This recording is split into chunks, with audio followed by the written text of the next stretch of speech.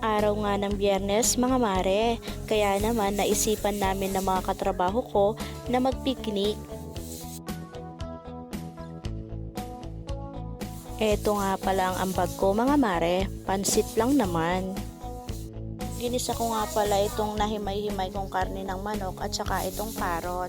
At pagkatapos ko nga magisa ay nilagay ko naman itong pinagpakuluan ko ng karneng manok na magsisilbing tubig para sa ilalagay kong bihon mamaya.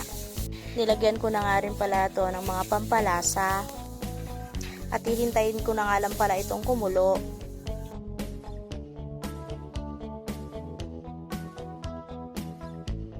Pagkakulo nga ay nilagay ko na tong mga bihon at hinintay ko itong lumambot at saka ko hinalo-halo.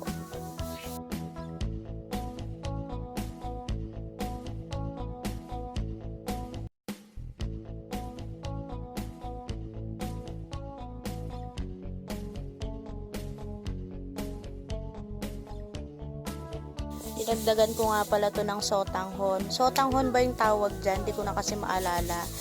Para naman medyo marami siya.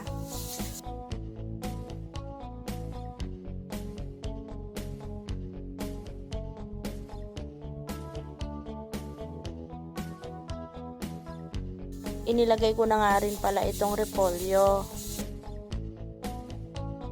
At saka ko inilagay yung mga ginisa ko kanina. At nung ayos na nga ang pagkakaluto, ay nagbigay na nga din ako dyan sa kapitbahay.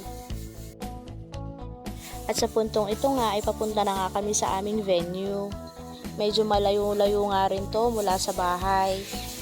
First time ko nga din palang makarating dito, kaya nagkandaligaw-ligaw din kami. At talaga naman nga, at napakaganda nga naman dito. At saka mura lang yung entrance, 30 lang ang adult, 20 sa bata. Sa mga cottage naman, 400 lang din. Kaya mura, sulit pa. At ito na nga yung mga naihanda naming pagkain. May mangga, may manok, may tilapia, pansit. Ayan nga pala yung maganda kong katrabaho, si Rosemary. At ako nga pala yan, ang inyong lingkod.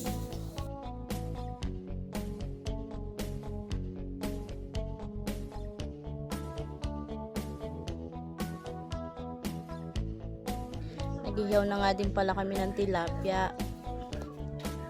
Dito nga pala sa amin mga mare ay napakadalas ng ulan, pero hindi hadlang ang ulan para hindi matuloy ang picnic na to.